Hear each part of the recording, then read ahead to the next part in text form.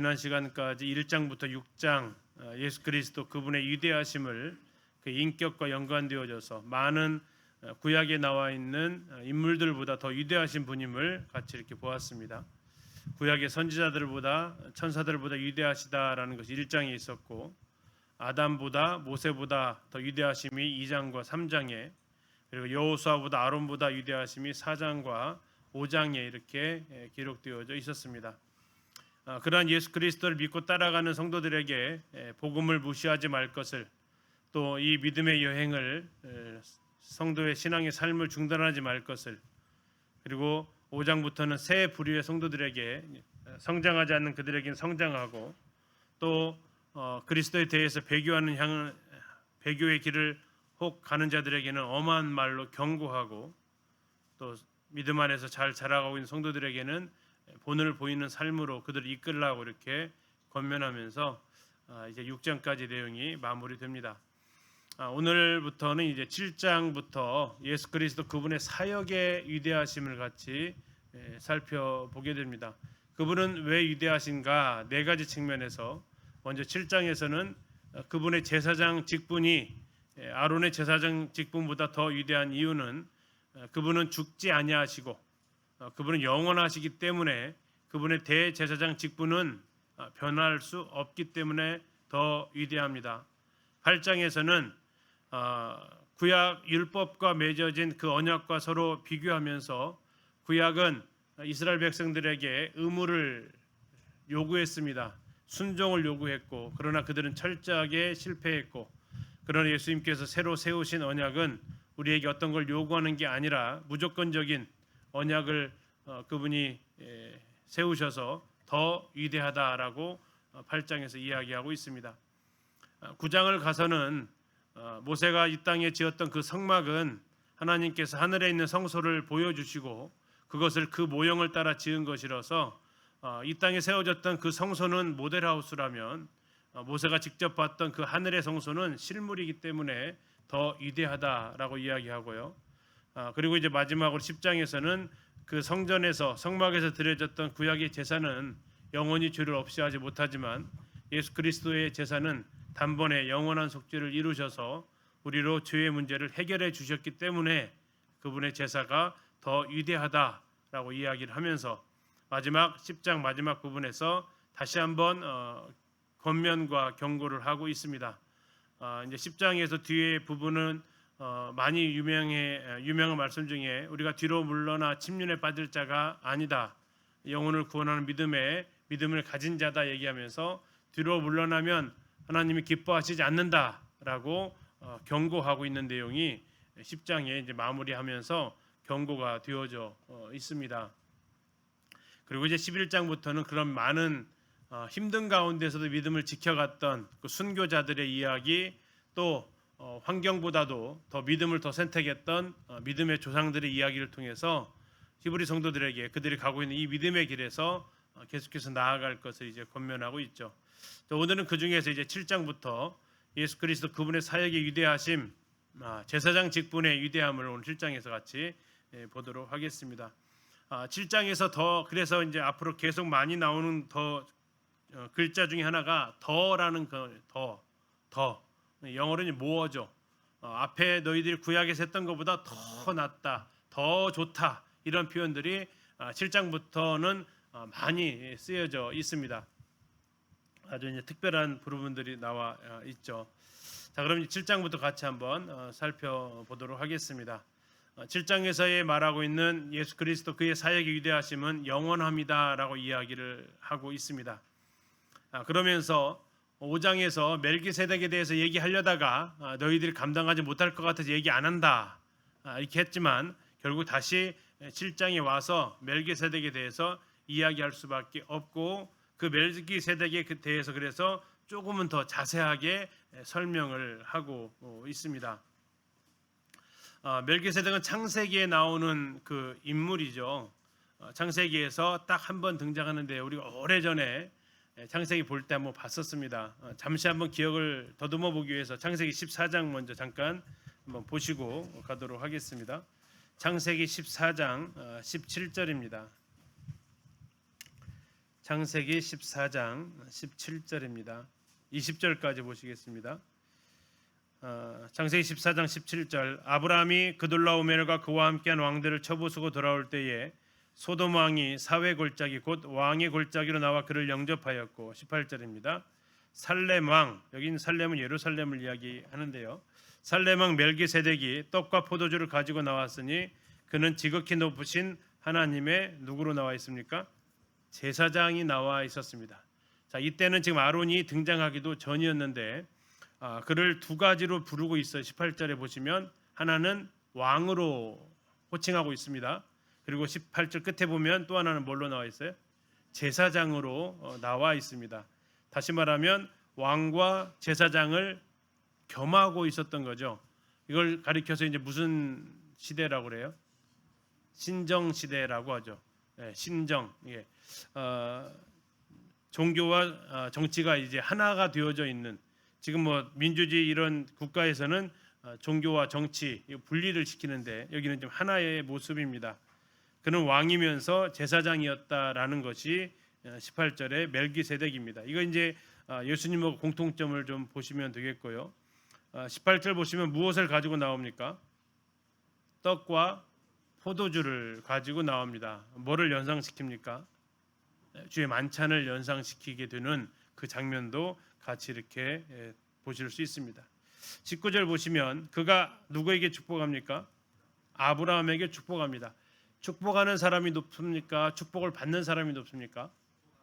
축복을 하는 사람이 높죠.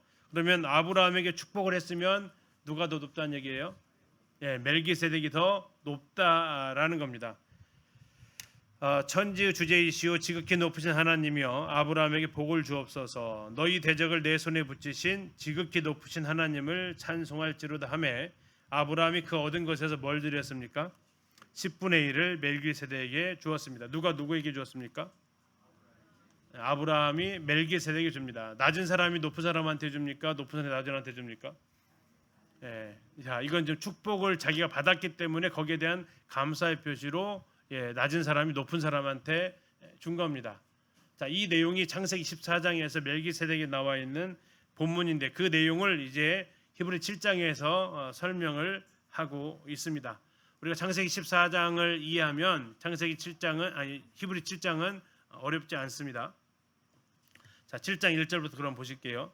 이 멜기세덱은 살렘 왕으로 아까 보셨습니다. 살렘 왕이었습니다.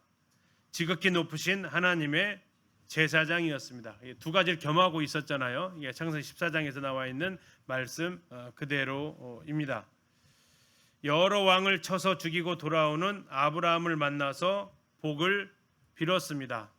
자, 복을 빈 사람이 더 위에 있다라고 말씀을 드렸죠. 다음에 아브라함이 모든 것의 10분의 1을 그에게 나누어 주었습니다. 그러면 아브라함이 이제 더 자기를 축복해 준 멜기세덱에게 바쳤다라는 겁니다. 다음에 나와 있는 것이 이 멜기세덱에 대한 소개입니다. 그 이름을 해석하면 멜기세덱의 이름을 해석하면 먼저는 뭐라고 나와 있습니까? 의의 왕이다라는 겁니다. 의의 왕. 또 하나는요, 살렘 왕입니다. 멜기라는 것은 말라크라는 왕이라는 뜻인데요. 세덱, 말라크가 이제 말라크가 왕이라는 뜻이고 세덱이 의입니다. 그래서 세덱에서 의인데 의의 왕, 이게 멜기세덱입니다. 다음에 살렘 왕, 이게 뭡니까? 살렘이 샬롬입니다. 그러니까 평강의 왕이다라는 뜻입니다. 그래서 그 이름을 해석하면 먼저는 무슨 왕이라고 나와 있어요? 의의 왕이다라는 겁니다. 의의 뭐라고 해요? 이름이 멜기세덱, 이게 의의 왕이라는 뜻입니다. 그 다음은 살렘 왕, 다시 말하면 평강의 왕이다라는, 이게 멜기세덱 이름에 두 가지 뜻이 있다는데 하나는 의의 왕이고 또 하나는 평강의 왕이다라는 겁니다. 자, 이게 바로 예수님을 가리키는 표현이죠. 근데 순서를 꼭 기억하라고 말하는 것 같습니다. 뭐가 먼저다라고 얘기합니까? 의의 왕입니다. 자, 의가 세워지지 않으면 평강은 있을 수 없다라는 거죠. 의가 이루어지고 난 이후에야 평강이 있다라고 이야기를 하고 있습니다. 시편 85편 10절은 이렇게 쓰여져 있는데요. 의와 화평이 서로 입맞추었다라고 얘기하고 있습니다. 의와 화평, 여기서도 의가 더 먼저입니다. 전에 바울이 주로 인사말 했을 때 은혜와 평강입니까? 평강과 은혜입니까? 은혜와 평강이라고 했습니다. 은혜가 주어져야만 평강의 관계로 들어가 있을 수 있는 것처럼 나라에 의가, 정의가, 공의가 세워져야만 그 나라가 또 평강할 수 있기도 한 거죠. 그래서 먼저는 나와 있죠. 그 이름을 해석하면 먼저는 의의 왕이다, 멜기세덱이다. 그 다음에 그가 살렘 왕이다, 평화의 왕이다라고 이야기를 하고 있습니다. 자, 주님께서 우리의 평강을 먼저 이루셨습니까? 우리의 의를 이루셨습니까? 의를 이루셨습니다. 그분의 구속을 통해서 우리에게 의를 이루어 주셨습니다. 하나님의 모든 요구를 그분이 만족시키셨습니다. 그래서 하나님과 우리 사이에 뭐가 찾아왔어요? 평화가 찾아옵니다. 화목이 되어졌다라는 거죠. 예수님께서 십자가에서 죽으시고 부활하신 이후에 제자들에게 찾아오십니다. 그리고 하셨던 첫 번째 인사가 혹시 뭔지 아십니까? 너희에게 평강이 있을지어다. 이게 가능하기 위해서는 뭡니까? 십자가를 통해서 하나님의 의가 충족되어졌기 때문이다라는 거죠. 그래서 먼저는 의의 왕이다라고 이야기를 할 수 있었다라고 지금 성경은 이야기를 하고 있습니다. 3절 보시면 아버지도 없고 어머니도 없고 족보도 없고 시작한 날도 없고 생명의 끝도 없어. 자, 이것은 시작 그분의 이제 이 멜기세덱에 대해서 성경을 다 찾아봐도 누구의 아들인지 있어요, 없어요? 없어요. 그의 엄마는 누군지 없습니다. 또 그의 조상은 누군지 없습니다. 그가 언제부터 태어났고 이것도 없습니다. 언제 죽었는지도 없습니다. 멜기세덱이 결코 그러면 부모가 없이 태어난 존재냐? 부모가 없다는 얘기일까요? 아니면 기록이 안 됐다는 얘기일까요? 멜기세덱 부모가 없다는 얘기일까요? 기록이 안 됐다는 얘기일까요? 예?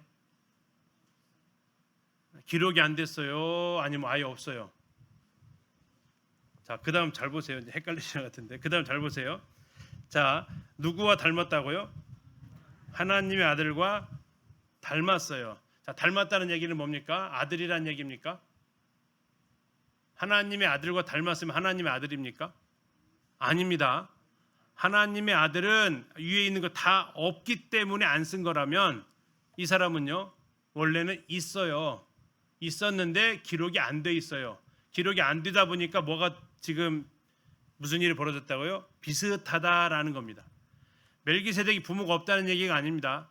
멜기세덱이 태어난 적이 없다, 스스로 있었다는 것도 아닙니다. 그렇게 되면 멜기세덱이 누가 돼요? 하나님 돼요. 그러면 안 됩니다. 멜기세덱은 실제로 존재했던 살렘의 왕으로 존재한 거죠. 뭐 생명의 끝도 없다, 그러면 안 죽었다 이렇게 말하면 안 됩니다. 그러면 그분은 신이 돼요. 근데 여기서 말해서 예수님과 하나님의 아들과 닮았다라고 했지 하나님의 아들이라고 말한 적은 없습니다. 그래서 아버지가 없고 어머니가 없다라는 것이 그분은 스스로 존재했다 이렇게 말하면 안 되는 거고요. 마치 그 갑자기 돌출되어져 나와져 있던 창세기 14장의 그 모습이 예수님을 닮아 있다라는 거죠. 그의 제사장 직분에 대해서 또 그의 왕에 대해서 이 예수님과 닮은, 그래서 옛날에 개역 한글에서는 뭐라고 나와 있냐면 하나님의 아들과 방불하다라고 이렇게 표현되어져 있습니다. 좀 어려운 단어라서 개역 개정에서는 닮았다라고 표현하고 있는데 방불하다라는 얘기는 같다라는 게 아닙니다. 거의 비슷하다라는 얘기지. 그래서 3절 다시 잘 보셔야 될 것이 잘못하면 멜기세덱을 하나님처럼 높일 수 있습니다. 그렇지 않습니다. 하나님의 아들과 닮아 있다라는 겁니다. 그리고 나서 항상 뭘로 있다고 얘기합니까? 제사장. 왜 항상 제사장으로 있느냐? 거기 위에 나와 있는 것처럼 시작한 날도 없고 생명의 끝도 없어서 이렇게 얘기를 하고 있는 거죠. 안 죽었다는 얘기가 아닙니다.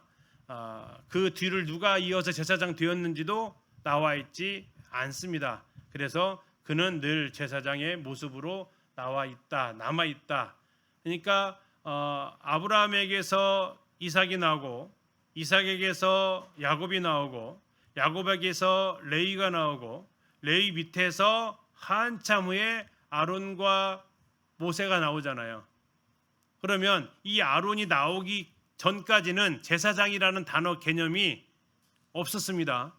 그런데 그 한참 위로 올라갔을 때 그때부터 누가 이미 존재하고 있었냐면 제사장이 있었고요. 그는 누구의 제사장으로 얘기했습니까? 아까 하나님의 제사장이라고 이렇게 얘기하고 있었습니다. 그러니까 아론보다도 더 위에 몇백 년 더 위에 하나님의 제사장이 이미 존재하고 있었고 그것을 지금 이제 3절에서 이야기를 하고 있죠. 항상 제사장으로 있다라고.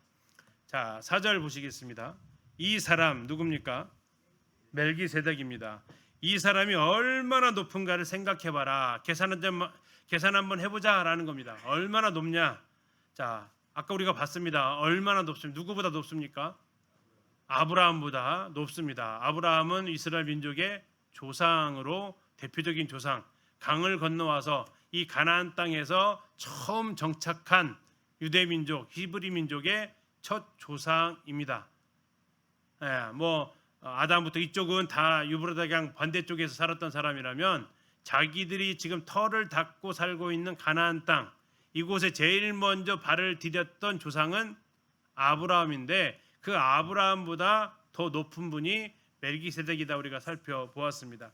자, 이 사람이 얼마나 높은 걸 생각해 보자. 첫째, 조상 아브라함도 노량물 중 10분의 1을 그에게 주었다라고 얘기합니다. 자, 이 11조 제도가 생긴 이유가 뭐 때문에 생깁니까? 성전에서 12지파를 대신해서 하나님 앞에 제사 드리고 이 영적인 일을 해야 될 한 지파를 세웠습니다. 그들이 누굽니까? 레위 지파였어요. 그리고 그 레위 지파 중에서 아론의 자손들은 제사장의 역할을 했고, 그래서 그들은 하나님이 기업을 자체를 주시지 않았고요. 어떻게 먹고 살으라겠어요? 나머지 12지파에서 11조를 공개해라라고 했고, 레위인들은 다시 그 받은 11조를 제사장한테 또 줬습니다. 그렇게 해서 그들은 먹고 살도록 했다라고 하는데, 지금 4절 다시 보시면 아브라함이 멜기세덱에게 뭘 줬어요? 노량물 중에 10분의 1을 줬어요. 그러니까 멜기세덱은 제사장 레위인들이 11조 받기 훨씬 이전부터 뭘 받았어요? 10분의 1을 받았어요. 이걸 상당히 많이 언급을 하고 있는데요. 자, 2절 한번 보세요. 2절 7장 이제 앞으로 가서 보시면 모든 것의 10분의 1 나와 있죠. 한번 나왔습니다. 방금 우리가 보셨던 4절에도 노량물 중 10분의 1 나와 있었습니다. 다음에 6절 보시면 또 뭐 나와 있습니까? 아브라함에게서 10분의 1을 취했다라고 나와 있습니다. 다음에 8절 가서 보시면 산다고 증거를 받은 자들의 10분의 1을 또 한번 나와 있습니다. 9절 보시면 10분의 1을 받는 레위 이렇게 또 나와 있습니다. 11조를 이렇게 상당히 많이 이렇게 언급을 하고 있죠. 이것은 아브라함이 멜기세덱한테 10분의 1을 드린 거, 결국 아브라함의 후손이었던 레위 지파가 이스라엘 백성들로부터 11조를 받았지만 더 거슬러 올라가니까 받았던 그들의 조상 아브라함이 원래는 뭐 하는 사람이었어요? 받은 사람이 아니라 드린 사람이었다라고 이야기를 지금 하고 있는 겁니다. 그래서 이 11조를 상당히 많이 강조를 하고 있습니다. 그래서 아브라함으로부터 11조를 받았던 멜기세덱은 누구보다 더 크다고 하는 거예요? 아브라함보다 더 크다라는 겁니다. 8절 가서 다시 미리 좀 가서 보시면 여기는 죽을 자들이 10분의 1을 받았습니다. 죽을 자들이 누굴까요? 레위 자손들입니다. 죽을 자들 레위 자손들이 11조를 받았습니다. 그런데 뒤로 가니까 저기는 이제 창세기 14장입니다. 저기는 산다고 증거를 얻은 자, 이게 누굽니까? 산다고 증거를 얻은 자 멜기세덱입니다. 그가 받았습니다. 아까 사망이 없었다고 얘기했잖아요. 멜기세덱이 9절 보시니까 10분의 1을 받은 레위도 아브라함으로 말미암아 10분의 1을 바쳤습니다. 왜 바쳤냐면 아브라함의 후손이 레위 지파였으니까 이미 구약 이스라엘 표현대로 레위는 어디에 있었냐면 아브라함의 허리에 있었으니까 아브라함이 바칠 때 이미 레위도 뭐 한 거예요? 같이 바치는 입장이다 라고 지금 이야기를 하는 겁니다. 이게 지금 11조와 연관되어져서 미리 좀 살펴봤습니다.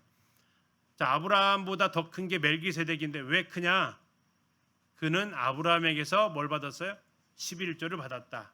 그러면 그의 후손이었던 레위 제사장들, 레위인들 그들도 아브라함의 후손이기 때문에 그들도 결과적으로는 멜기세덱에게 뭘 바친 거다? 11조를 바친 거다. 결국 아브라함도 아론도 멜기세덱보다는 낫다. 낫다는 것은 지읒 받침입니다. 시옷이 아니고 지읒 받침에 낫다. 자, 그래서 그러면 결국 다시 말하면 멜기세덱은 아브라함보다도 높고 또 제사장 아론보다도 높다. 이게 첫 번째 11조를 바친 걸 통해서 확인했습니다. 자, 그 내용이 지금 이제 우리가 계속 보셨던 내용이에요. 자, 그 이해 가셨으면 이제 5절 가셔도 이해 가실 수 있습니다. 5절 보시겠습니다. 레위 아들들 가운데 제사장의 직분을 받은 자들. 자, 레위 아들들은 레위는 야곱의 12아들 중에 한 명이죠. 그 중에 제사장의 직분을 받은 자들은 누구라고 했죠? 아론의 후손들입니다. 레위 밑에 있는 게 아론 후손이니까 받은 자들은 제사장의 직분을 받은 자들 아론의 후손들은 율법을 따라 어디에서 나왔어요? 아브라함의 허리에서 나왔습니다. 자, 그들이 자기 형제인 백성에게서 10분의 1을 취했습니다. 그래서 아론들, 레위인들과 제사장들은 백성에게서 11조를 취했다는 얘기는 받았다라는 얘기입니다. 6절 레위 족부에 들지 아니한 멜기세덱은 아브라함에게서 10분의 1을 받았습니다. 약속을 받은 그들을 위하여 그래서 복을 빌어줬죠. 복을 빌고 10분의 1을 받았고요. 7절입니다. 논란의 여지 없이 누가 높다고요? 축복을 하는 사람이 높다라는 겁니다. 7절 논란의 여지 없이 낮은 자가 높은 자에게서 축복을 받는다. 낮은 자는 그럼 누구예요? 아브라함입니다. 높은 자는 멜기세덱입니다. 결과적으로 멜기세덱이 더 높기 때문에 아브라함이 낮았고 그래서 아브라함한테 복을 빌어줬다라는 얘기입니다. 아까 말씀드렸던 대로 8절에 죽을 자들 레위 자손들입니다. 그들은 백성들로부터 11조를 받았습니다. 그러나 저기 창세기에서는 산다고 증거를 얻은 자 멜기세덱이 받았습니다. 9절 또한 10분의 1을 받은 레위도 아브라함으로 말미암아 10분의 1을 바쳤습니다. 왜? 그의 자손이었기 때문에. 10절입니다. 이는 멜기세덱이 아브라함을 만날 때 레위는 이미 자기 조상의 어디에 있었어요? 허리에 있었다. 자, 두 가지를 가지고 멜기세덱이 더 높다라고 이야기를 합니다. 하나는 뭐를 받았다? 11조를 받았다. 두 번째는 준 걸 가지고 또 높다고 합니다. 뭘 주었습니까? 축복을 주었습니다. 축복을 주는 사람이 더 높은데 멜기세덱이 아브라함한테 주었다라는 겁니다. 결과적으로 멜기세덱은 누구보다? 아브라함보다 높다. 멜기세덱이 아브라함보다 높다면 아브라함의 후손인 레위 자손들은 레위 자손과 멜기세덱을 비교하면 누가 더 높다? 멜기세덱이 더 높다. 자, 이걸 지금 10절까지 하는 내용을 원래 말하고 싶었던 게 5장에서 했던 얘기예요. 근데 그거 이해 못할까 봐 말 안 하다가 어쩔 수 없이 말을 했던 내용인데 우리는 충분히 이해가시죠? 네, 히브리 성도로 좀 낫네요. 네, 그래서 이것은 그 두 가지를 통해서 확인할 수 있습니다. 근데 그 두 가지만 있느냐? 아까 했던 대로 뒤에 또 나옵니다. 멜기세덱은 죽습니까? 안 죽습니까? 안 죽습니다. 레위 자손의 아론의 자손들은 죽습니다. 연관지어서 나오는데요. 11절부터 보시겠습니다. 자, 11절입니다. 레위 계통의 제사 직분으로 말미암아 온전함을 얻을 수 있었다면, 자, 레위 자손의 제사를 드렸습니다. 그들은 성전의 성막에서 수많은 제사를 드렸죠. 번제, 소제, 화목제, 속죄제, 속전제부터 시작해서 수많은 제사를 드렸습니다. 그것이 백성을 온전하게 했어요, 못했어요? 자, 잘 보세요. 온전함을 얻을 수 있었으면 했어요. 뉘앙스 자체로 있었으면 하는 것이 보니까 있어요, 없어요? 없다라는 얘기죠. 그럼 이렇게 읽을 수 있겠죠. 레위 계통의 제사 직분으로 말미암아 온전함을 얻을 수 없었다라는 겁니다. 그런데 만약에 온전함을 얻을 수 있었으면 어찌하여 아론의 반차를 따르지 않고, 아론의 반차는 레위 계통의 제사 직분입니다. 아론의 반차를 따르지 않고 누구를? 멜기세덱의 반차를 따르는 다른 한 제사장을 세울 필요가 있느냐? 결과적으로 레위 지파 아론의 후손들을 통해서 드려졌던 제사 직분은 백성들을 완전하게 하지 못했다, 온전하게 할 수 없었다라는 거고, 그래서 하나님은 무슨 대안을 가지고 계셨습니까? 아론의 후손이 아닌 그보다 더 위로 올라가서 하나님의 제사장이라 칭함을 받았던 멜기세덱의 그쪽을 통해서 또 한 분의 제사장을 준비하셨다라는 것이 11절의 내용입니다.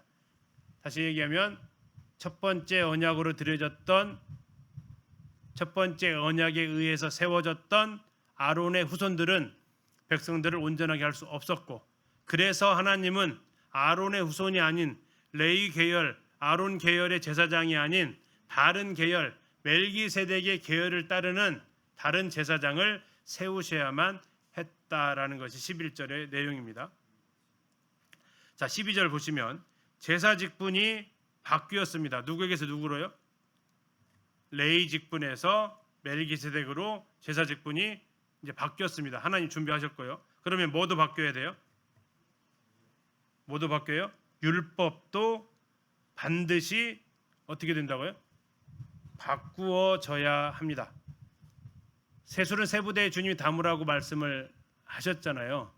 자, 처음 율법으로 말하면, 처음에 율법대로 하면 레위 지파, 아론의 지파 아닌 사람은 제사장이 될 수가 없어요. 근데 제사장이 나왔대요. 그러면 처음 율법을 그대로 유지할 수가 없습니다. 왜? 처음 율법대로 하면 이 두 번째 제사장은 사입입니다. 두 번째 제사장은 거짓 제사장이 됩니다. 그래서 12절 다시 보시면 제사 직분이 하나님께서 바꾸셨으면 하나님은 뭐도 바꾸실 것이다. 이제 율법도 바꿀 수밖에 없다라는 겁니다. 왜요? 기존에 있는 율법은 아론 계열 이외의 제사장을 허락할 수 없습니다. 기존에 있는 율법은 그래서 새로운 반차를 따르는 제사장을 용납을 못한다라는 거죠. 결국 어떻게 하십니까? 13절 보시면 이것은 한 사람도 제단 일을 받들지 않는 다른 지파에 속한 자를 가리켜 말한 것이다.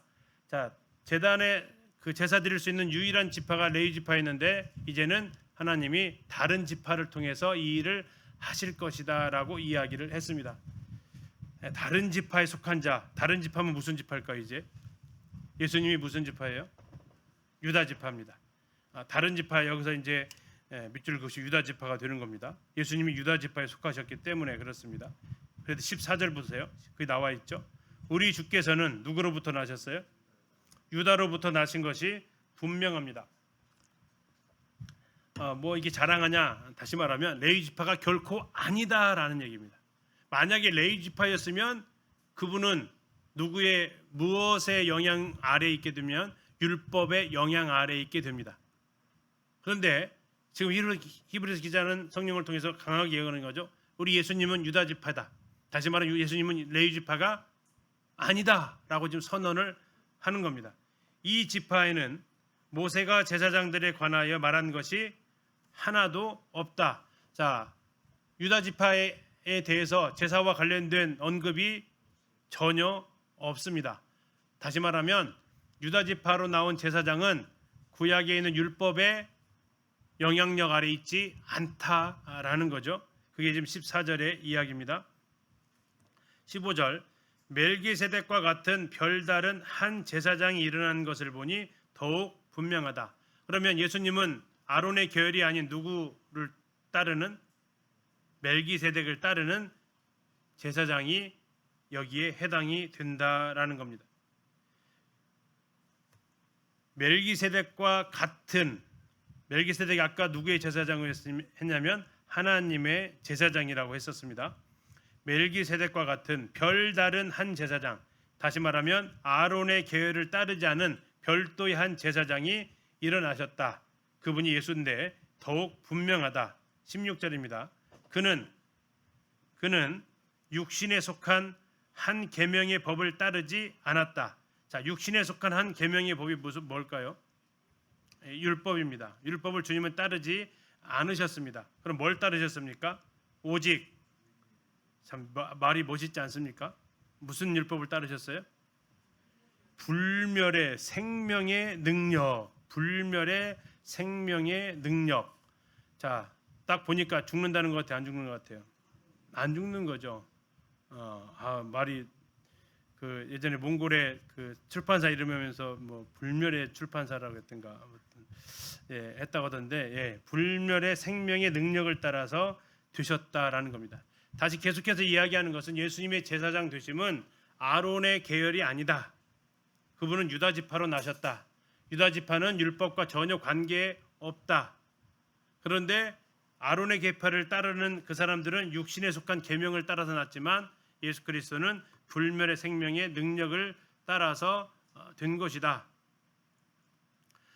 레위 제사장들은 결국 율법의 요구를 만족시켜야만 하는 사람이었지만 그분은 그것과 전혀 관계없는 생명의 능력을 따라서 제사장이 되셨다라는 겁니다. 17절 증언하기를 네가 영원히 멜기세덱의 반차를 따르는 제사장이라 하였도다. 이게 시편 110편 4절 말씀입니다. 자, 예수님은 왕으로 재림하시기 전에 먼저 초림으로 어떠한 모습으로 오시느냐? 멜기세덱의 반차를 따르는 제사장으로 오실 것이다라고 시편에서 이미 예언이 되어져 있었다라는 거고, 거기에 나와 있는 멜기세덱의 반차를 따르는 제사장, 창세기 14장으로 가면 하나님의 제사장, 그분이 이 땅에 하나님의 제사장으로 대신 아론의 계열이 아닌 멜기세덱의 반차를 따르는 제사장으로 오셨다라는 것이 예언이 되었고 그 예언이 성취가 되어졌습니다. 전에 있던 계명이 뭡니까? 율법입니다. 연약하고 무익함으로 패하고 여기서 이제 약간 혼란스러울 수 있습니다. 예수님이 하셨던 말씀 중에 율법은 패하지 못한다라고 얘기했습니다. 바울은 로마서 7장에서 율법은 선하다, 율법은 문제가 없다라고 얘기했습니다. 그런데 갑자기 여기서 지금 18절의 선언은 뭡니까? 전에 있던 계명 율법은 연약하고 무익하다라고 얘기하고 패했다라고 얘기합니다. 이거 서로 충돌하지 않을까요? 무슨 뜻 같으세요? 자, 율법은 연약합니다. 뭐하기에 연약할까요? 아까 여기 11절에 나와 있었습니다. 11절. 뭘 할 수 없었습니까? 사람들을 온전하게 할 수 없었습니다. 사람들을 온전하게 하는 일에 있어서 율법은 어떤 상태예요? 사람을 온전하게 할 수 있는 일에 있어서 율법은 연약합니다. 할 수 없습니다. 사람을 죄의 문제를 해결하는 데 있어서 율법은 뭐합니까? 유익하지 않습니다. 사람을 구원하는 데 있어서 율법은 더 이상 뭐하지 않다고요? 유익을 주지 못합니다. 율법은 아무것도 온전하게 할 수 없습니다. 그래서 연약하고 무익하다라는 거지 율법 자체가 문제다라는 것은 아닙니다. 율법은 그 자체로 목적이 있었죠. 이게 뭐라고 했습니까? 죄를 깨닫게 하는 역할을 한 거지 그 사람을 구원해내는 역할에는 전혀 연약하고 무익하다. 그래서 패했다라는 게 율법이 필요 없다라는 게 아니고 사람을 구원하는 일에 있어서 율법은 더 이상 효력이 발생할 수 없는 상태다라고 지금 이야기를 하는 겁니다. 율법이 아무 필요 없다고 얘기하는 게 아닙니다. 사람을 구원하는 일에 있어서 더 이상 하나님은 율법을 이용하시지 않으신다라는 거죠. 그 이유는 뭡니까? 19절입니다. 율법은 가로로 설명해놨는데 아무것도 온전하게 못할지라. 오해할까 봐 가로쳐놓고 친절하게 써놓으셨죠. 그래서 아무것도 온전하게 못하니까 뭐하다고요? 연약하다고요. 아무것도 온전하게 못하니까 무익하고요. 아무것도 온전하지 못하니까 패했다라는 겁니다. 율법은 사람을 구원하는 문제에 있어서, 사람을 의롭게 하는 문제에 있어서는 아무런 힘이 없다라는 겁니다. 자, 그래서 이에 뭐가 생겼어요? 더 좋은 소망. 자, 이제 17장부터 더라는 단어가 많이 나온다겠는데요.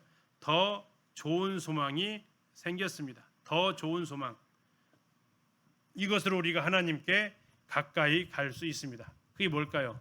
율법으로는 불가능한데 더 좋은 소망, 하나님께 갈 수 있는 소망. 하나님께는 어떻게 해야 갈 수 있냐면 온전해야만 갈 수 있습니다. 죄가 하나라도 남아 있으면 갈 수 없습니다. 온전하다라는 것은 100%입니다. 이게 어떻게 가능합니까? 어떻게 사람이 온전할 수 있습니까? 율법을 가지고는 온전할 수 없는데 누구를 통해서만? 더 좋은 소망, 바로 20절에 나와 있는 예수께서 대제사장이 되심으로 이게 가능해졌다라는 겁니다. 그래서 20장부터 이 영원한 대제사장 예수 그리스도에 대해서 이야기를 하고 있습니다. 지금 앞에서 무슨 얘기를 했습니까? 구약에 있었던 율법을 따라서 제사장 되었던 레위인들, 아론의 지파들, 그들을 통해서는 아무도 온전하게 할 수 없었다. 근데 하나님은 사람들이 온전해서 하나님께 나오기를 원하셨고, 그래서 하나님은 아론의 후손이 아닌 멜기세덱의 반차를 따르는 한 대제사장을 준비하셨다. 자, 그 대제사장, 그분은 레위 지파에서는 안 된다. 왜? 레위 지파였다면 율법의 영향력 아래 있다. 다행히도 그분은 유다 지파로 태어나셨다. 그리고 그래서 율법과는 관계없이 그분은 제사장이 되실 수 있으셨고, 그분은 레위 계통이 아닌 다른 유다 지파에서 나셨기 때문에 혈통으로 다른 혈통으로 나셨기 때문에 율법 아래 있지 않으셨다라고 얘기합니다. 왜? 율법은 사람을 의롭게 하는데, 아니 11절에 나와 있는 대로, 그리고 우리가 가르쳐 놓고 봤던 대로 19절에 나와 있는 대로 온전하게 해야 되는데 율법 가지고는 온전하게 할 수 없어서, 그것은 율법은 사람을 심판하고 정죄하는 데는 강하지만 사람을 의롭다 하는 데는 한없이 연약하고, 사람을 정죄하고 그에 따라서 죽이고 하는 데는 아주 의미 있는 존재지만 그를 살리고 하나님 앞으로 이끄는 데는 아무런 유익을 가져다 주지 못하고, 그래서 결국 그것은 폐하여질 수밖에 없었고, 이제 하나님은 그 율법이 아닌 아론의 계열의 제사장이 아닌 멜기세덱의 반차를 따르는 그 예수 그리스도를 통해서 더 좋은 소망을 주셨다라는 것이 이제 19절까지 내용입니다. 자, 20절부터 보시면 또 예수께서 제사장이 되신 것. 자, 예수님이 제사장 됐습니다. 레위계의 아닌데도 되셨습니다. 멜기세덱의 반차를 따라서 되신 것은 맹세 없이 된 것이 아니다. 다시 그러면 예수님이 제사장 된 것은 뭘로 됐다는 얘기입니까? 맹세로 되었다라는 겁니다. 예수님이 제사장이 맹세로 되셨다라는 겁니다. 그리스도의 제사장 직분과 관련되어진 것이 하나님의 맹세에 대한 부분이 있다라는 거죠. 21절 보시면 그들은 맹세 없이 제사장이 되었으되 오직 예수는 자기에게 말씀하신 이로 말미암아 맹세로 되신 것이라. 주께서 맹세하시고 뉘우치지 아니하시리니 네가 영원한 제사장이라 하셨도다. 누가 이것을 하셨습니까? 하나님이 하셨습니다. 아론이 제사장 된 것은 맹세로 된 거 아닙니다. 하나님이 세우시겠다는 게 아니라 율법을 따라서 되어졌습니다. 그러나 아까 말씀드렸던 시편 110편 4절에서 아들을 향해서는 뭐라고 표현했어요? 17절에 나와 있습니다. 네가 영원히 멜기세덱의 반차를 따르는 제사장이라. 이 말씀을 하나님이 하셨고 하나님이 맹세하셨다라는 겁니다. 하나님께서 그리스도를 제사장으로 임명하실 때 하셨던 이 말씀, 하나님이 맹세하셨다라는 겁니다. 아론의 반차를 따른 제사장이 아닌 멜기세덱의 반차를 따른 제사장을 세우겠다. 하나님이 그렇게 맹세하셨고 약속하셨고 언약하셨고 그 언약대로 뭐 하셨어요? 예수님이 제사장이 되셨다라는 겁니다. 불쑥 튀어나온 분이 아니고 이미 예언되어져 있었던 분. 창세기 10장에서 14장에서 아까 말씀드렸던 대로 떡과 포도주를 가지고 나오는 그 모습 속에서 암시로 되어졌던 그 모습 속에서, 그리고 시편의 110편에서 앞으로 그분이 하나님의 제사장으로, 멜기세덱의 반차를 따르는 제사장으로 올 것이 하나님께서 맹세하셨다라는 겁니다. 22절입니다. 이와 같이 예수는, 다시 한번 나왔네요, 더 좋은 언약의 뭐가 되셨습니까? 보증이 되셨습니다. 자, 아까 19절에서는 더 좋은 소망 그랬죠. 다음에 22절에서는 더 좋은 언약. 자, 더 좋은 언약은 옛 언약입니까? 새 언약입니까? 그러면 새 언약이죠. 예수 그리스도의 제사장 직분은 옛 언약과 관계 없습니다. 새 언약과 관계되어져 있습니다. 우리는 옛 언약의 기준을 받습니까? 새 언약의 기준을 받습니까? 새 언약의 적용을, 기준을 우리는 받고 살아갑니다. 그런데 이 새 언약은 솔직하게 말씀드리면 예수님이 피로서 세우신 새 언약은 구약에 이미 예언이 되어져 있었습니다. 그 언약의 대상은 원래 누굽니까? 이방인입니까? 유대인입니까? 유대인입니다. 새 언약의 성취는 그래서 유대인인데, 유대인들은 이 언약을 받았습니까? 거부했습니까? 거부했습니다. 로마서에 나와 있는 대로 그들이 거부하면서 그 언약이 누구에게로 넘어왔어요? 우리들에게로 넘어왔습니다. 그러면 이스라엘은 어떻게 합니까? 하나님께서 다시 그러면 완전히 내치냐? 아니다라고 했죠. 다시 그들을 이 언약을 맺으실 겁니다. 그게 무슨 나라라고 그래요? 천년 왕국이 될 것을 이야기하고 있는 거죠. 예수님은 바로 새 언약의 보증이 되셨습니다. 예수님은 그 보증을 뭘로 세우셨습니까? 만찬을 보면 이 자는 내 피로 세운 새 언약이다. 자신의 목숨을 통해서 그 언약의 보증이 되시기도 하셨습니다. 23절입니다. 제사장 된 그들의 수요가 많은 것. 아론부터 시작해서 참 많은 제사장들, 대제사장이 있었습니다. 수요가 이렇게 많아야 했느냐? 이유가 뭘까요? 그렇습니다. 죽었기 때문입니다. 23절에 나와 있죠. 죽음으로 말미암아 항상 잊지 못한다라는 겁니다.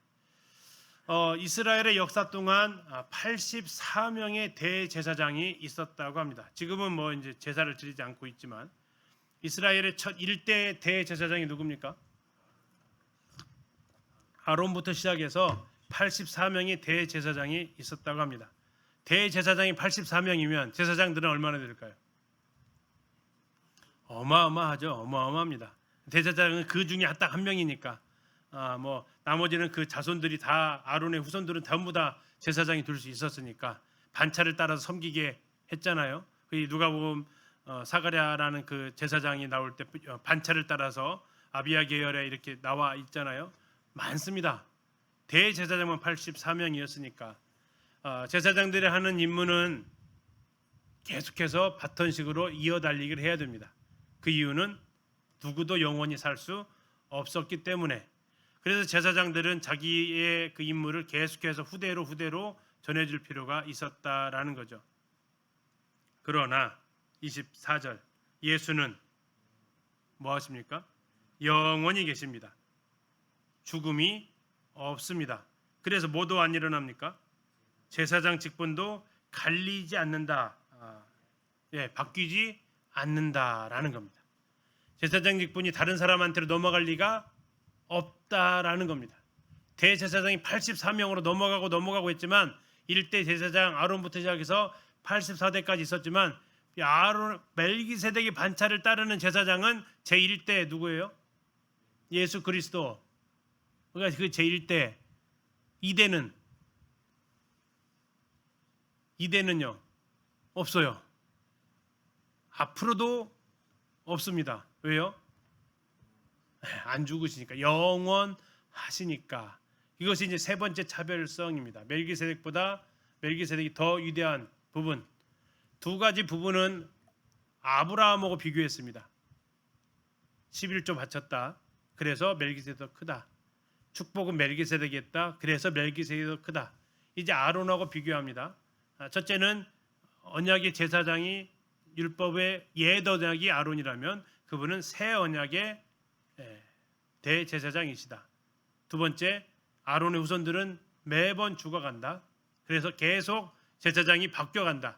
그러나 예수 그리스도는 영원하시기 때문에 제사장이 갈리지 않는다. 바뀌지 않는다라는 겁니다.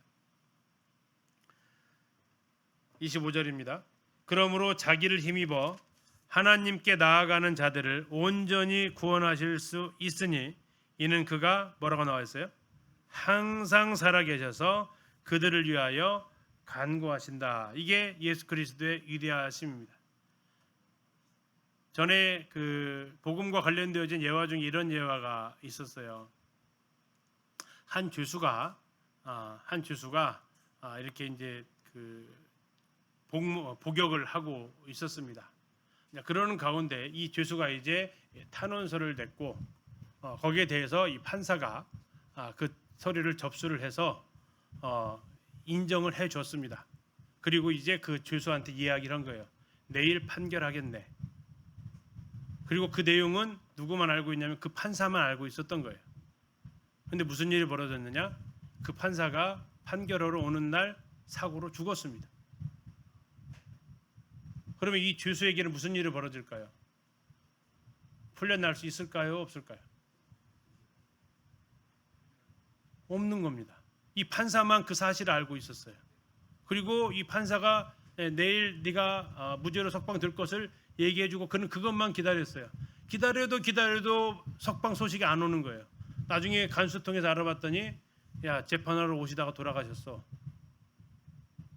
근데 이 간수는 이 죄수는 허망한 거죠. 왜요? 자기가 무죄라는 것을 유일하게 인정해줬던 그 판사가 돌아가거든요. 어쩌면 그는 다시 처음부터 모든 걸 다시 시작해야 될 상황에 있었던 거죠. 만약에 그 판사가 살았다면, 죽지 않았다면 재판했을 것이고 그는 석방됐을 겁니다. 자, 우리가 만약 예수님이 부활하지 않으셨거나 영원히 살아계시지 않는 분이라면 우리가 예수님 하나님 앞에 섰을 때 우리가 예수 그리스도 이 이름을 힘입어서 왔습니다. 근데 예수님 죽으셨어. 부활을 못 하셨어. 그러면 누가 그걸 증언을 해줘요? 없는 거예요. 근데 여기서 지금 뭐라고 그걸 지금 얘기하시는 거예요. 뭐라고 말씀하셨습니까? 자기를 힘입어서. 자, 우리가 누구를 힘입어서 하나님께 나간다고요? 예수 그리스도 힘입어서 하나님께 나아왔어요. 자, 근데 우리를 향해서 그분이 이제 대답을 해주셔야 돼요. 증언을 해주셔야 돼요.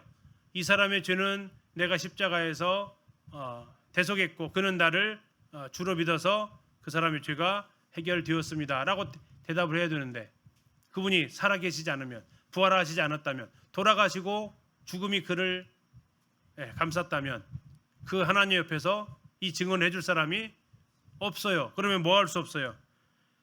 하나님께 나아가는 자들을 온전히 구원하실 수 있어요? 없어요? 없어요. 왜요?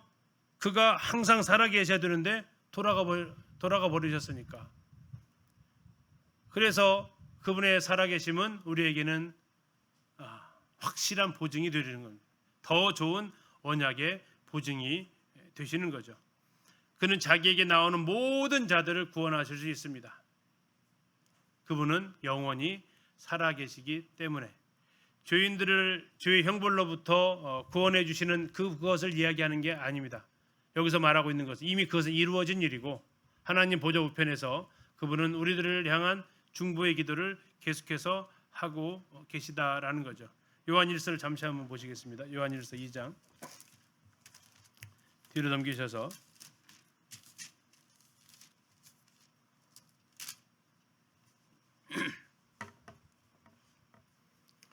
2장 1절 너희 나의 자녀들아 내가 이것을 너희에게 쓰면 너희로 죄를 범하지 않게 하려 함이라. 만일 누가 죄를 범하여도 아버지 앞에서 우리에게 누가 계세요? 대언자가 있습니다. 그분이 누구십니까? 의로우신 예수 그리스도이십니다. 2절 그는 우리 죄를 위한 뭐가 되셨어요? 화목제물이 되셨습니다. 그는 우리 죄를 위한 화목제물로 되셨고 그분은 하나님 우편에 앉아 계십니다. 그리고 그분은 지금도 우리를 위해서 대언하고 계시다라는 거죠. 그래서 그분은 우리가 항상 하나님 앞에 나아갈 때에 우리를 위해서 뭐 하실 수 있다고요? 이는 그가 항상 살아 계셔서 그들을 위하여 뭐 하신다고요? 7장 25절 보시면 그들을 위하여 뭐 하십니까? 간구하신다라고 나와 있습니다. 구주로서의 그분의 역할, 그분은 완전히 십자가에 성취하셨습니다. 그리고 그분은 하나님 보좌 우편에 앉으셨습니다. 우리의 대제사장으로서 그분은 이제 우리를 위해서 간구하실 수 있는 분입니다. 우리를 위해서 아까 요한일서에 나와 있는 대로 증언하시는 분입니다. 그래서 우리는 언제든 그분이 살아계시기 때문에 우리는 그 앞에 나아갈 수 있다라는 거죠. 26절입니다. 이러한 대제사장은 우리에게 합당합니다. 우리에게 꼭 필요한 분입니다. 영원히 살아계신 분. 우리에게 합당하니 거룩하고 악이 없고 더러움이 없고 주인에게서 떠나 계시고 하늘보다 높이 되신 분이다. 자, 거룩합니다. 예, 그분은 거룩하십니다. 하나님은 자신이 거룩하다라고 선언하셨습니다. 하나님이 보시기에도 그분은 거룩하십니다. 그분은 악이 없습니다. 베드로전서에서 그 입에 괴사가 간계가 없다라고 또 선언하기도 했습니다. 그분은 더러움이 없습니다. 이것은 인격적인 면을 이야기하고 있습니다. 인격적으로 그분은 아무런 흠이 없다라는 겁니다. 주인에게서 떠나 계십니다. 그분의 삶 자체가 주인과는 관계없는 삶이었다라고 이야기합니다. 하늘보다 높이 두셨습니다. 그분은 하늘에서 내려오셨고 그분의 본래의 자리로 다시 돌아가셨습니다. 하늘도 그분을 다 용납할 수 없다라고 이야기를 사도행전에서 또 하고 있죠. 예, 그분이 우리에게는 정말 딱 맞는 꼭 필요한 합당한 대제사장이십니다.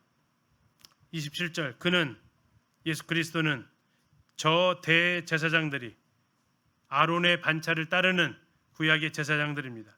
먼저 자기 죄를 위하고 대속죄일의 모습입니다.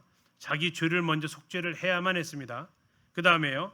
다음에 백성의 죄를 위하여 속죄를 해야 됩니다. 그러나 예수님은 그렇게 할 필요가 없습니다. 그렇게 할 필요가 없다는 얘기는 자기를 위해서 속죄할 필요가 없으셨다라는 겁니다. 그리고 매일 날마다 나와 있죠. 27절 가운데 보시면 날마다 제사를 드리는데 그분은 날마다 제사를 필요도 없으셨습니다. 백성을 위한 속죄가 날마다 드리는 게 아니라 27절 끝에 보시니까 어떻게 드리셨다고 나와 있어요? 단번에 드리셨다고 나와 있습니다. 아론의 제사장들은 예수 그리스도의 제사장 직분과 많이 차이 나는 것이 드러나죠. 첫 번째 아론 자손들은 자기를 위해 속죄제를 드렸습니다. 그러나 예수님은 자기를 위한 속죄제를 드릴 필요가 없었습니다.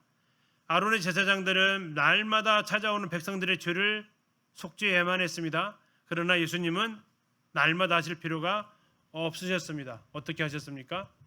단번에 하셨습니다. 엄청난 차이점이죠. 자기를 위해서 제사 드릴 필요도 없고 백성들이 나오는 것도 매일 나오는 게 아니라 단번에 해결을 하셨습니다. 28절입니다. 율법은 옛 언약입니다. 율법은 누구를 제사장으로 세웁니까? 약점을 가진 사람들. 무슨 약점이 있었습니까? 두 가지 얘기했네요. 하나는 자기도 죄를 짓는 사람들이었습니다. 두 번째는 죽는 사람들이었습니다. 이게 그들의 커다란 약점이었죠. 그러나 율법이 왜 그들을 세울 수밖에 없었습니까? 하나님의 아들이 없었기 때문에 다른 대안이 없었습니다. 자, 율법은 약점을 가진 사람을 제사장으로 세웠거니와 율법 후에 하신 맹세의 말씀, 아까 맹세로 예수님이 제사장 되셨다고 했잖아요. 그 맹세의 말씀은 영원히 누구를 온전하게 되신 아들을 세우셨습니다. 온전하게 됐다는 얘기는 뭡니까? 첫째는 아까 27절과 연결되어지면 자기를 위한 제사를 드릴 필요가 없는 분, 매일 드리는 제사가 아니라 단번에 해결할 수 있는 분, 매번 죽어서 바뀌는 제사장이 아니라 영원히 살아계신 분, 이분이 누구라고요? 예수 그리스도, 온전하게 되신 아들. 다시 말하면 율법은 아까 연약하고 무익하다고 했지만 예수 그리스도는 강하고 유익하신 분. 왜요?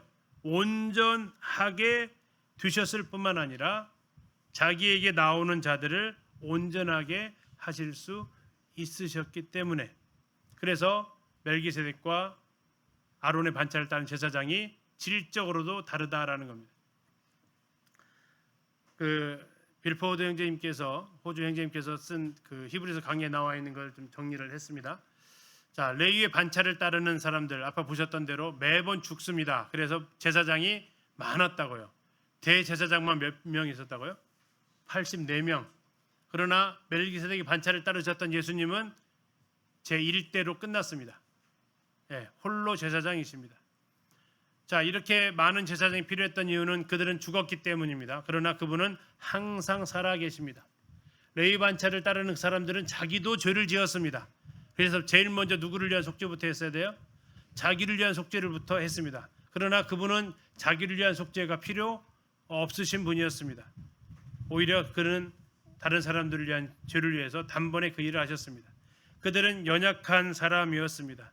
연약하다, 자기도 죄를 짓는다. 두 번째, 죽음에 자유롭지 못하다. 그러나 그분은 죄를 지을 필요가 없으시고, 그래서 죄의 삭은 사망이잖아요. 죄가 없으시니까 영원히 죽지 않으시는 분입니다. 그들은 율법으로 세움을 받았습니다.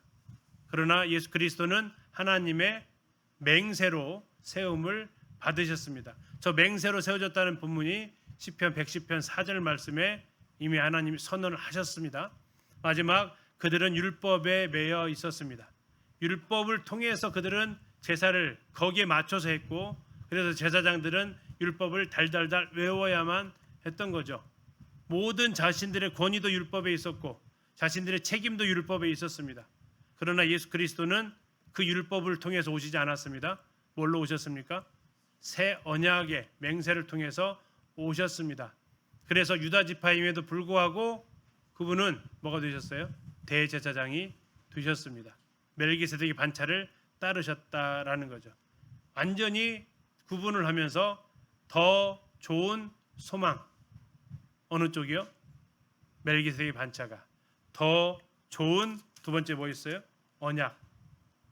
이것이 멜기세덱과의 구분되어진, 아론과 멜기세덱 구분되어지는 특징이 되겠습니다. 잠시 10분 쉬었다가 8장 이어서 가도록 하겠습니다.